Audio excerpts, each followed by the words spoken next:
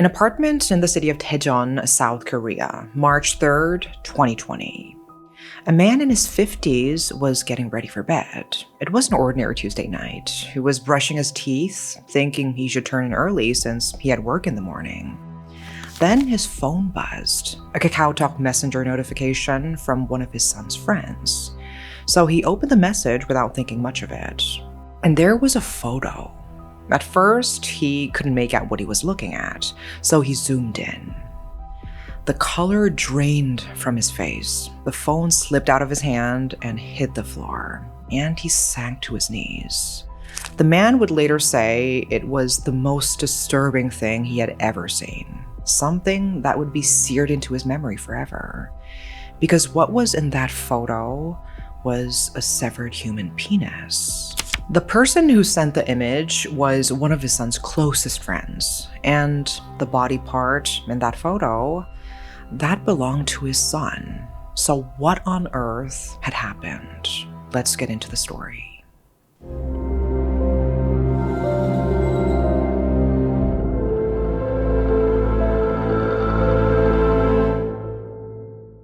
What do you guys actually do on your phone during your free time? Like when you're just chilling, waiting for something, or winding down after a long day? For me, I'm usually playing some mobile games or just mindlessly scrolling on social media. And honestly, I never thought anything of it until someone showed me this app and I was like, wait, people actually get paid for this? So I tried it myself because I had to see if it was not a scam, it was actually real. This app is called FreeCash.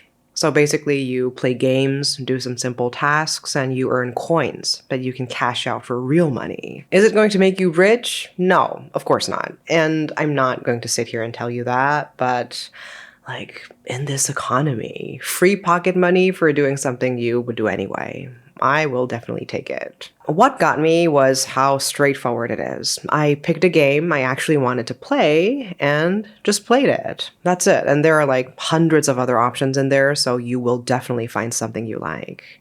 And of course, if you're wondering if you can trust them, over 260K reviews on Trustpilot, 4.7 stars. So yeah, it's not some sketchy things. These guys actually pay out. So if you want to try it, you can use my link below. You will get a $10 bonus after your first offer. It's completely free to sign up, and I am going to keep using it. And I also introduced this to my other family members. So yeah, let me know how it goes for you too. The father's hands wouldn't stop shaking. He looked at the photo again, hoping he'd been mistaken. He hadn't.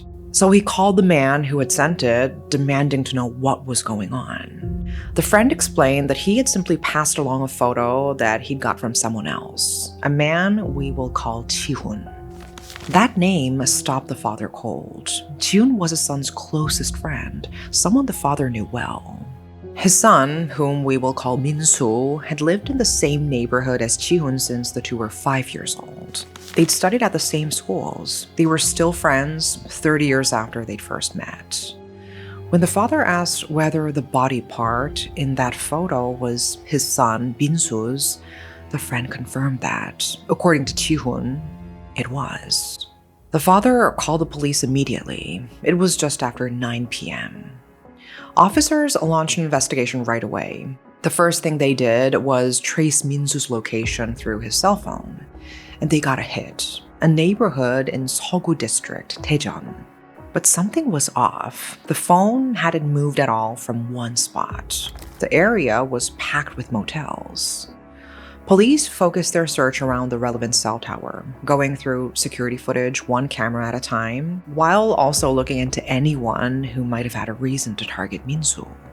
In the process, they dug into Min-soo's background and uncovered something significant. He had a court date coming up in 1 month. About 6 months earlier, in September 2019, a woman we will call In-jung had filed a police report, alleging that Min-soo had sexually assaulted her while she was asleep. The charge was quasi-rape, a crime under Korean law that refers to assaulting someone who is unable to resist due to being unconscious or otherwise incapacitated. It carries the same punishment as rape.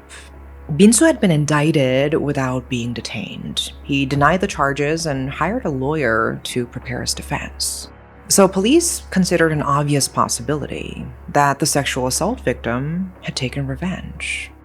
There was a precedent.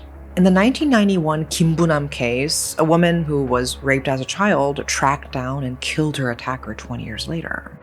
She targeted that specific part of his body. But something in this case added an extra layer of confusion. The person who had sent the photo was Ji-hoon. Ji-hoon was Min-soo's childhood friend. And Eun-jung, the sexual assault victim, was not just Ji-hoon's girlfriend. She was the woman he had planned to marry, his fiancée. His best friend had raped the woman he was going to spend his life with. Police tracked Ji-hoon's phone as well. It was moving in the direction of Eun-jung's apartment building. Detectives headed there around midnight. Eun-jung's building was a worn 3-story walk-up. Her unit was on the 2nd floor. The neighborhood was quiet, and most of the windows were dark. The detectives rang her bell. No answer. They knocked. Nothing. Then one of them noticed a black plastic bag hanging from the door handle. A milk delivery from that morning, still untouched. It seemed she hadn't been home all day. But I haven't yet mentioned the most disturbing part, the thing they actually noticed first, a detail that absolutely no one would be able to ignore. Hanging on the door was the severed penis from the photo. Ji-hoon had not left it at the crime scene. He carried it here and hung it on Eun-jung's door, the home of the woman who had been assaulted. Whether it was meant as some kind of grim proof, a message, or something else entirely, no one could say. But it was deliberate. He had made the choice to bring it here. So the detectives decided to sweep the surrounding area. Out back there was a covered parking lot, dimly lit by a single streetlight. They moved through it with flashlights, checking every inch. That's when one of them stopped. Something was hanging near the ceiling. He assumed at first it was a shadow, maybe a piece of cloth caught in the breeze. But it was too large, and it was swaying. He raised his flashlight, and it was a person. A nylon cord was tied to a gas pipe overhead and looped around someone's neck.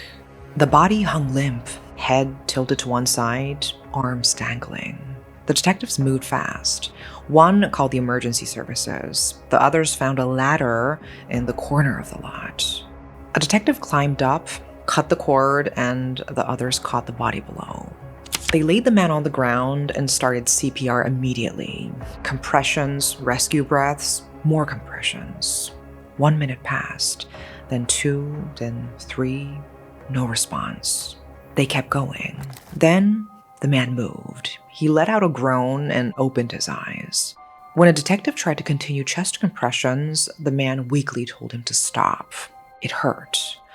He was alive. The detectives noticed his pants were soaked in blood, stained dark red from the thighs down to the knees. But he wasn't bleeding. It wasn't hard to put together what that meant.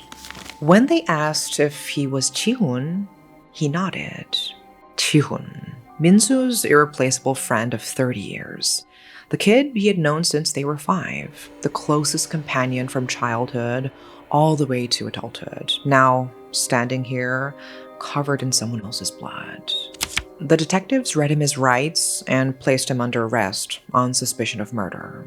He showed no reaction. He just stood there, expressionless. He was transported to the station and questioning began immediately. But there was something more urgent than the interrogation, confirming whether Min-soo was still alive. A severed penis doesn't necessarily mean death. There is a major artery in the groin area, and if it wasn't cut, quick treatment could lead to a survival. But it would later be reported that the time of the attack was around 1 p.m. It was now past 1 a.m., more than 12 hours later.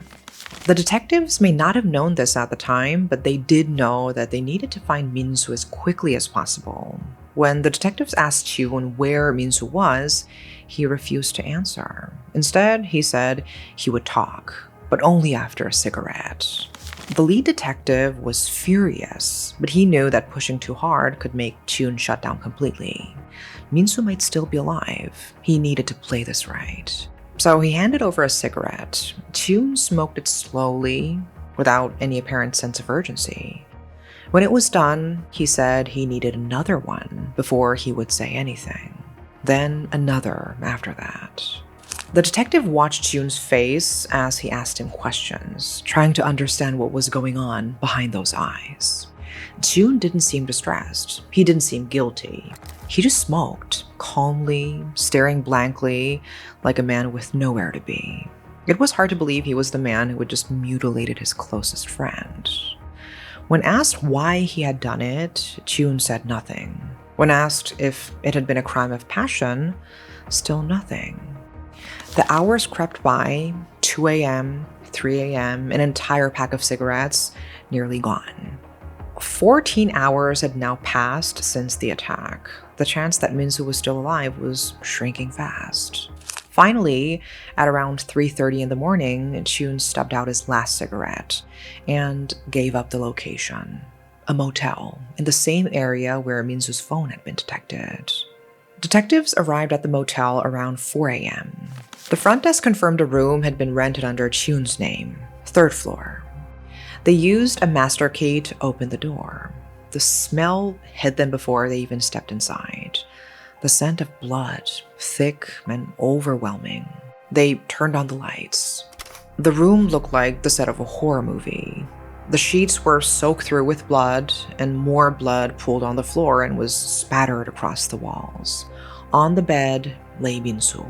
He was dead. His clothes had been removed. His neck had been completely torn apart, covered in stab wounds and slash wounds. His body was cold. He had been dead for hours. Below the waist, his penis was gone. The detective stood there and closed his eyes. The whole time Chun had been stalling with the cigarettes, he had already known. Minsu had died almost immediately after the attack. The drawn-out interrogation had meant nothing from the start, and Chun had known that all along. The autopsy confirmed the full brutality of what had happened.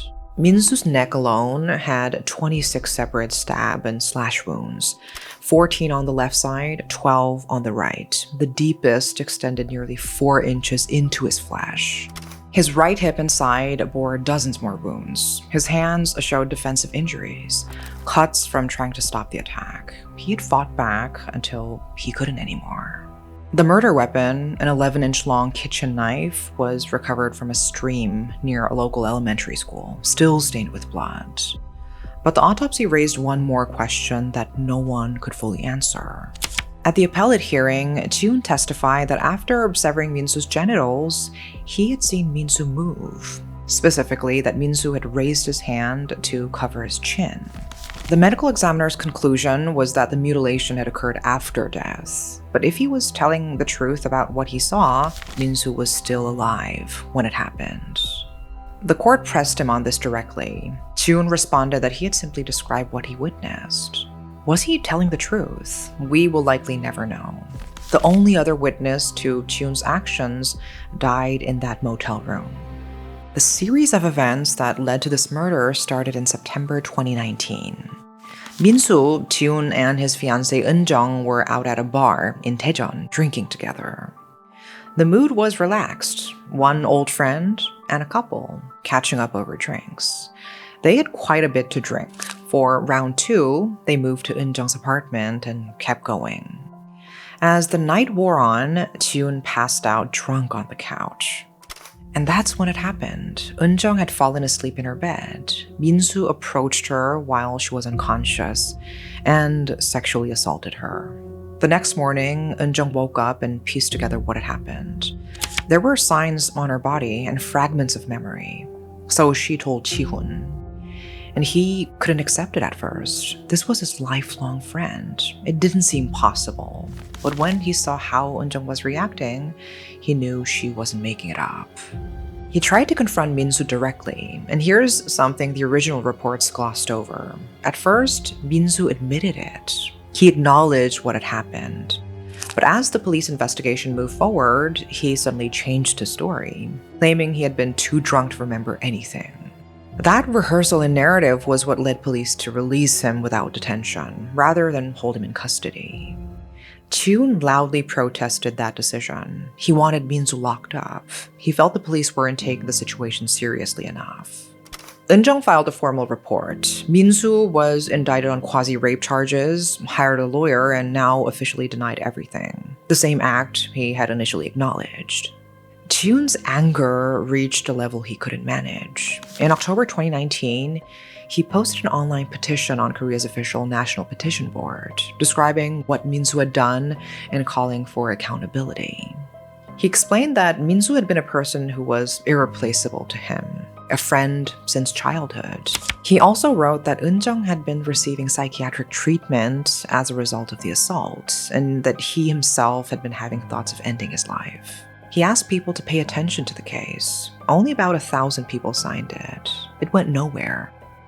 Minsu's trial was set for April 2020. As the date approached, Chun's state of mind darkened. He knew how these cases could go. Sexual assault charges are notoriously hard to prosecute. Evidence is often insufficient. Even when perpetrators are convicted, they can receive suspended sentences. And Minsu had already shown exactly who he was, someone who admitted what he did and then lied about it when the truth became inconvenient.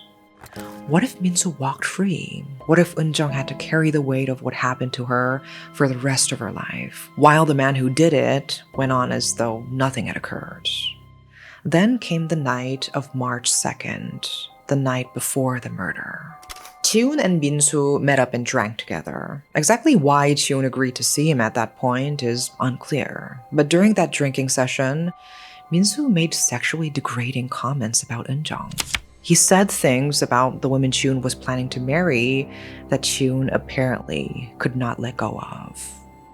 The next day, March 3rd, Chun reached out to Minsu again and suggested they meet at a motel. Minsu agreed. Chun brought the 11-inch long kitchen knife, and at around 1 in the afternoon, Chun used it to kill his closest friend in that motel room. 26 stab wounds to the neck, dozens more to the side and back. And then he mutilated Minsu's genitals, deliberately, as an act of symbolic destruction of what had been used to assault Eunjung. Then he carried that part of Minsu's body to Eunjung's apartment and hung the bloody trophy on her front door. Chun was charged with murder and desecration of a corpse. At trial, he argued the killing had been a crime of passion, that Minsu's derogatory remarks about Eunjung the night before had been the trigger. The court rejected that entirely. Chun had arrived at that motel with a weapon he had prepared in advance. He had stabbed Minsu dozens of times. He had mutilated the body, transported part of his remains to a specific location, and photographed the aftermath. None of that fit the picture of a man who had simply snapped in the moment. The court also addressed another consequence of Chun's actions. By murdering Minsu before the quasi-rape trial could conclude, he had simply removed the possibility of Minsu facing legal accountability for his actions. The judge described it as the kind of vigilante retaliation that has no place in a civilized society. In July 2020, the trial court sentenced Ji-hoon to 20 years in prison, plus 10 years of GPS monitoring upon release. Both sides appealed, with the prosecution arguing it was too lenient, and Ji-hoon saying it was too harsh. The prosecution pushed for Ji-hoon to receive 28 years. On November 13, 2020, the appellate court threw out the original sentence. The judges cited not just the severity of the crime, but also the high possibility that Chun would reoffend and his apparent lack of remorse. The new sentence was 25 years. Chun was 36 years old when that sentence was handed down. He will be 61 when he gets out. Chun's sentence and the case itself were polarizing. Some condemned Chun without hesitation. They argued that regardless of what Minsu had done, taking someone's life is not justice. It's just another crime. The law existed precisely for situations like this, and Chun had bypassed it entirely. But others found it less clear-cut. Minsu had assaulted Chun's fiancée. Minsu admitted it and then lied about it the moment the truth became a problem. He hired a lawyer and was prepared for a legal battle to avoid punishment for a crime he knew he was guilty of. And then he made derogatory comments about the woman he had violated. Chun may have genuinely believed that if he had waited, Minsu would walk free, and Eunjung would be left with nothing, no justice, no acknowledgement, and no closure. But that fear doesn't make what he did right. The questions that remain are uncomfortable ones. What if Minsu had simply told the truth from the start and kept telling it? What if the system had held him in custody instead of releasing him the moment he changed his story? What if sexual assault carried consequences severe enough that people like Chun could trust the law to handle it? These are all hypotheticals now. Irreversible decisions were made. Someone is dead, someone else's life is effectively over. And Eunjung, an unwilling participant in the story, someone who never asked for any of this, was the one who came home one day to find what Chun had left on her front door. But there's one more layer to this case that a forensic psychiatrist raised, and it's worth sitting with. On the surface, everything points to revenge, a man avenging the woman he loved. But the psychiatrist noted several details that complicate that reading. Before the murder, Eunjung had actually broken up with Chun. He refused to accept it. He became obsessive, threatening her with a knife, behavior that ultimately landed him a criminal fine. So by the time he killed his friend, Eunjung wasn't even his fiancée anymore. She had already left him. The psychiatrist suggested that what drove Ji-hoon may not have been pure devotion to Eunjung. It may have been rage toward her, that leaving the severed genitals on her front door wasn't a gesture of protection, but an act of aggression, that he wanted her to see it, that he wanted to traumatize her. And there is one detail from the interrogation that's hard to shake. In the middle of questioning, Ji-hoon asked the detective a question of his own. Did Eunjung see it? The detective said yes, and Chun's response was that it's done. Whether Chun was a man who killed for love or a man who used love as cover for something darker is something only he knows. But that moment in the interrogation room makes it very difficult to look away from the question. This case is not just a story about someone who got murdered. It's a story about friendship and betrayal, love and revenge, the limits of the law, and what happens when someone decides they've run out of options. So where do you stand on this case? Let me know your thoughts in the comments, and that is all for today. Thanks for watching. And if you want to try FreeCash, my link is down below. You will get a $10 bonus after your first offer. Completely free, so go check it out.